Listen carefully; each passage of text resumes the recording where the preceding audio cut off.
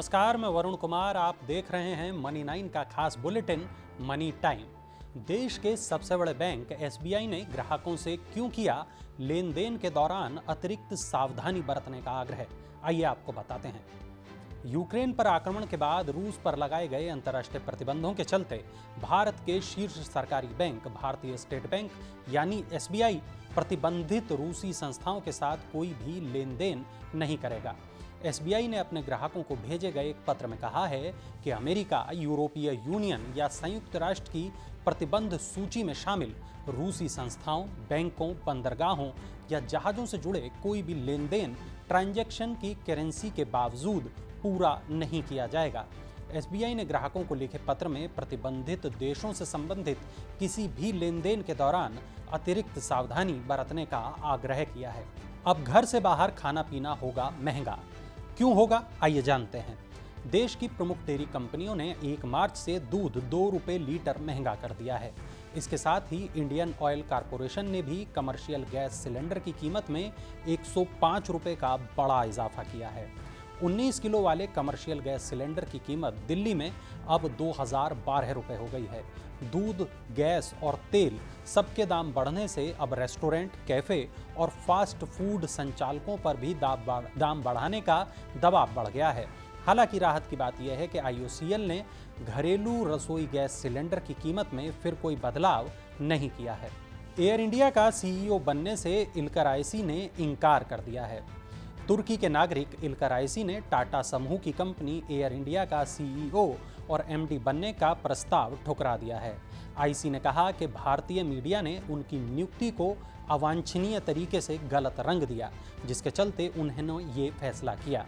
उन्हें तुर्की के राष्ट्रपति रेसेप तय्यिप एर्दोगन का करीबी माना जाता है, जो पाकिस्तान के सहयोगी हैं। टाटा सन्स ने 14 फरवरी को तुर्की एयरलाइंस के पूर्व प्रमुख इल्कर आयसी को एयर इंडिया का सीईओ और एमडी नियुक्त करने की घोषणा की थी।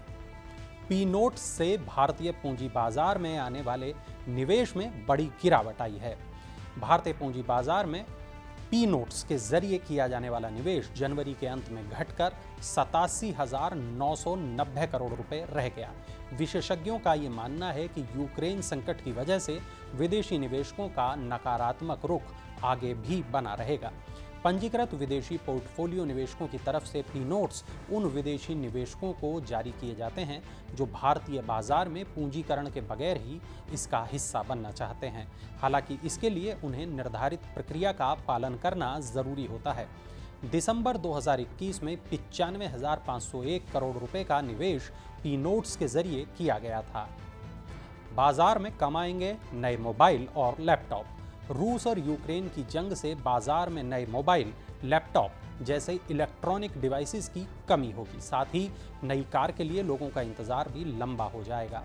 दुनिया भर में पहले से ही सेमीकंडक्टर का संकट था, जो इस युद्ध की वजह से और गहरा गया है। सेमीकंडक्टर को बनाने में पैलेडियम और नियोन जैसे कच्चे माल का इस्तेमाल किया जाता है और रूस और यूक्रेन इन चीज़ों के बड़े निर्यातक हैं। सेमीकंडक्टर का इस्तेमाल कार और स्मार्टफोन, लैपटॉप जैसे इलेक्ट्रॉनिक डिवाइस आदि में होता है। दुनिया में नियो गैस की करीब आधी सप्लाई यूक्रेन करता है।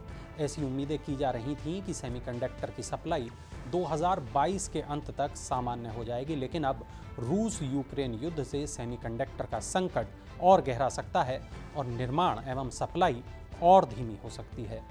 शेयर बाजारों में तेजी से देश में बढ़ी अरबपतियों की संख्या।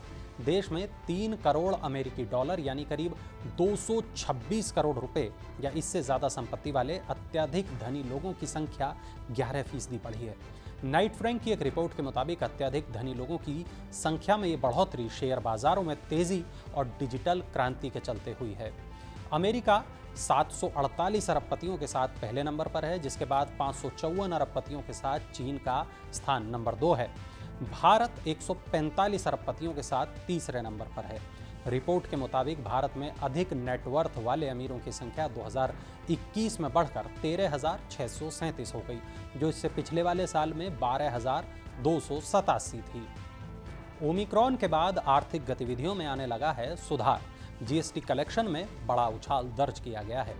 फरवरी में जीएसटी संग्रह 18% बढ़कर 1,33,000 करोड़ रुपए से ज्यादा रहा है। वित्त मंत्रालय ने कहा है कि फरवरी में जीएसटी संग्रह कोविड-19 वायरस की तीसरी लहर से प्रभावित हुआ है। गौरतलब है कि जनवरी में जीएसटी संग्रह 1,40,986 करोड़ रुपए था। इस तरह फरवरी का संग्रह जनवरी की तुलना में कम रहा है। मंत्रालय ने कहा कि फरवरी 2022 का जीएसटी संग्रह इससे पिछले साल की इसी अवधि के मुकाबले 18% ज्यादा है और फरवरी 2020 के मुकाबले जीएसटी संग्रह 26% ज्यादा है। मंत्रालय ने कहा कि 28 दिन का महीना होने के कारण आमतौर पर फरवरी में जनवरी की तुलना से कम राजस्व मिलता है। हवाई सफर करना होगा महंगा, इस साल 5वीं बार बढ़ी विमान ईंधन की कीमत। अंतर्राष्ट्रीय स्तर पर तेल की कीमतें 7 साल के उच्चतम स्तर पर पहुंचने के साथ ही देश में विमान ईंधन की कीमतों में 3.3% की वृद्धि हुई है। अब तक के सबसे उच्चतम स्तर पर पहुंच गई है ये वृद्धि। वैश्विक बाजार में तेल की कीमतों में लगातार बढ़ोतरी के चलते इस साल विमान ईंधन यानी ATF की कीमतों में ये 5वीं बढ़ोतरी है। दूसरी ओर पेट्रोल और डीजल की कीमतें लगातार 116वें दिन स्थिर बनी रहीं। ऐसा माना जा रहा है कि उत्तर प्रदेश और पंजाब जैसे राज्यों में विधानसभा चुनाव के बाद कीमतों में बढ़ोतरी हो सकती है। सार्वजनिक क्षेत्र की तेल विपणन कंपनियों की मूल्य अधिसूचना के अनुसार राष्ट्रीय राजधानी में ATF की कीमत 3,010 रुपये प्रति किलोलीटर से बढ़कर 93,530 रुपये प्रति किलोलीटर हो गई। एयरलाइन की परिचालन लागत में विमान ईंधन की लगभग 40% हिस्सेदारी होती है। इलेक्ट्रिक वाहन बाजार में आया एक नया मॉडल। हीरो इलेक्ट्रिक ने घरेलू बाजार में एक नया दोपहिया मॉडल हीरो AD को लॉन्च किया है। कंपनी ने कहा है कि इलेक्ट्रिक स्कूटर का इस्तेमाल करना आसान है और ये कम दूरी की यात्रा के लिए आदर्श है। Hero AD find my bike, बड़े बूट स्पेस और रिवर्स मोड जैसी सुविधाओं से लैस है। इसके लिए किसी लाइसेंस या पंजीकरण की जरूरत नहीं होगी।